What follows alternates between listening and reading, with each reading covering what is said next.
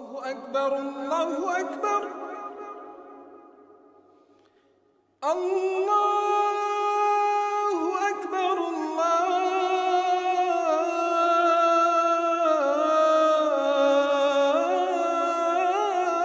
أكبر.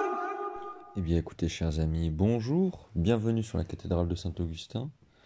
Aujourd'hui je voulais vous proposer une réflexion assez particulière qui va changer de ce qu'on fait d'habitude, puisque je voulais faire une comparaison de haut niveau entre deux hommes qui ont marqué leur époque, qui ont changé le cours du monde chacun à leur manière. Alors d'un côté nous avons Mani, prophète de culture perse et de langue araméenne syriaque du IIIe siècle de notre ère. Et de l'autre, Muhammad, le meilleur des hommes, Rasulallah, envoyé d'Allah, prophète arabe, illettré du 7e siècle. Alors on va essayer de regarder, d'adopter une analyse de l'islam que je ne vois malheureusement pas souvent. À savoir, on a des apostats qui critiquent l'islam selon un point de vue laïque, républicain. On a des gens qui critiquent l'islam selon un point de vue catho-tradi, on pourrait dire ça comme ça. Mais on a quasiment personne, en fait, on n'a personne qui critique l'islam d'un point de vue manichéen. Quel regard manichéen on peut porter sur l'islam?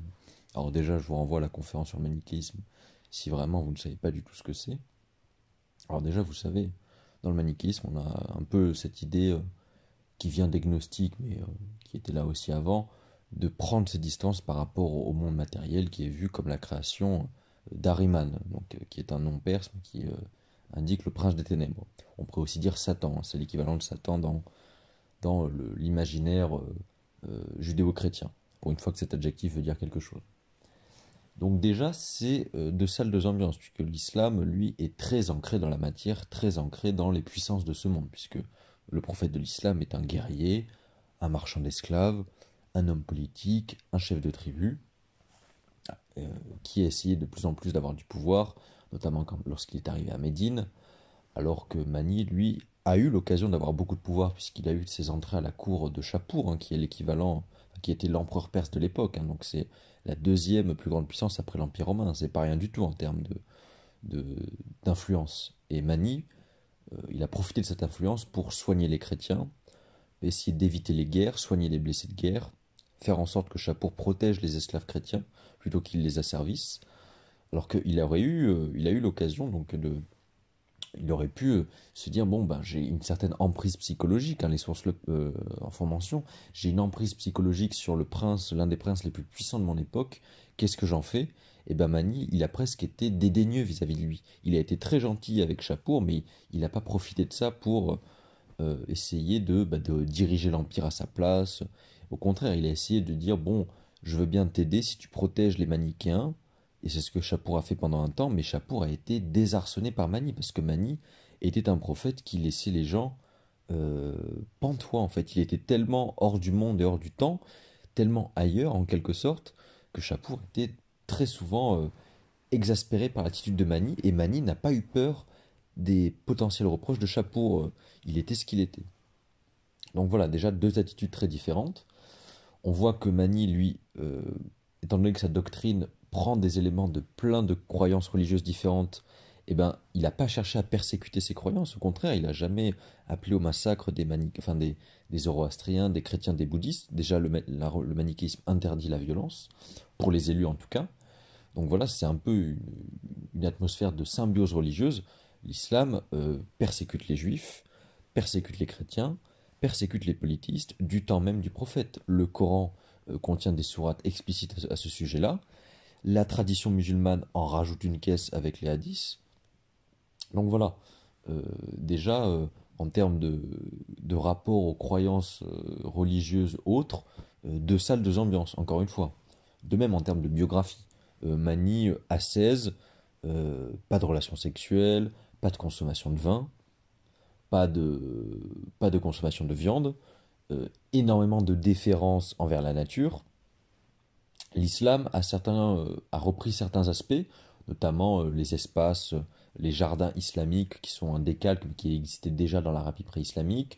La consommation de vin, ça dépend du verset du Coran. Il y a certains califes omeyyades qui étaient célèbres, pardon, pour leur alcoolisme. En fait, on va appeler un chat, notamment les derniers califes omeyyades qui avaient des palais entiers dédiés à leur beuverie. Voilà. La consommation de viande n'est bien sûr pas interdite par l'islam. Voilà, donc encore une fois, deux salles, deux ambiances.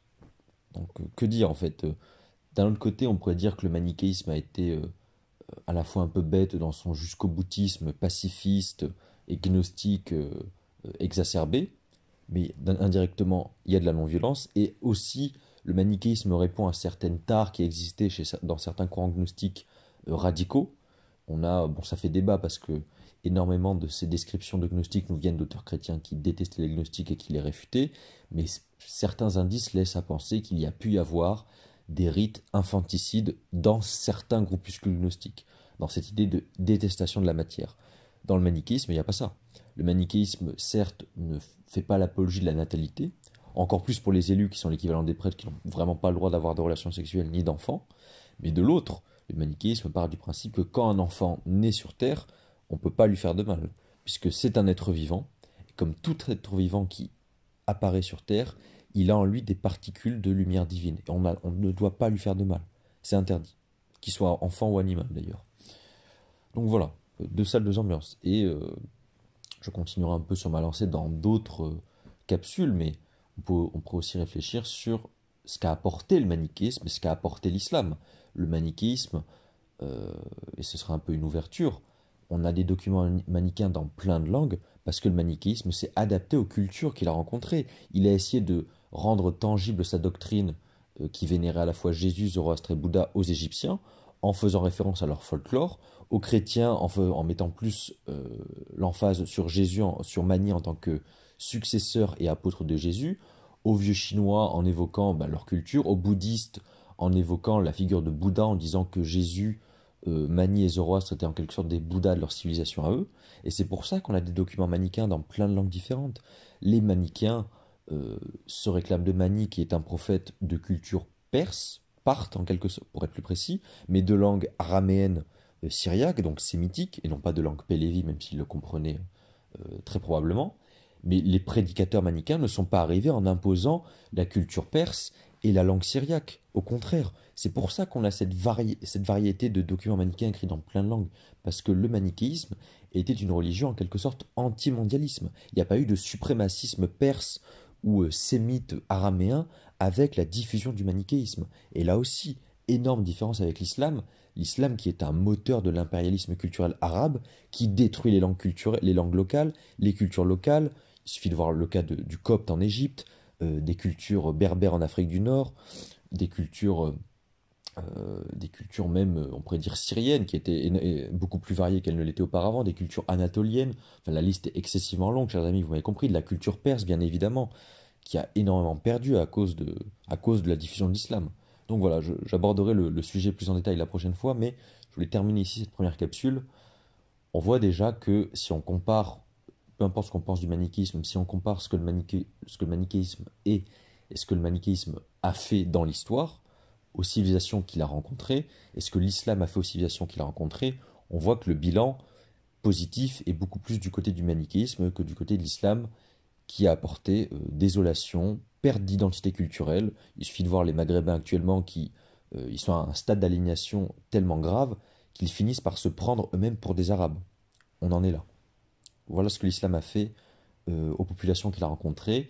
Il a rendu des cultures et des individus étrangers à eux-mêmes, étrangers à leur langue, étrangers à leur culture.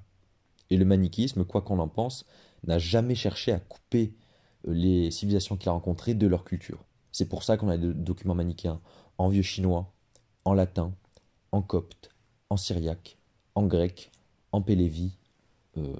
C'est déjà pas mal. Et en sogdien également. Voilà, je termine ici ma première capsule et je vous souhaite une bonne journée à tous sur la cathédrale de Saint-Augustin.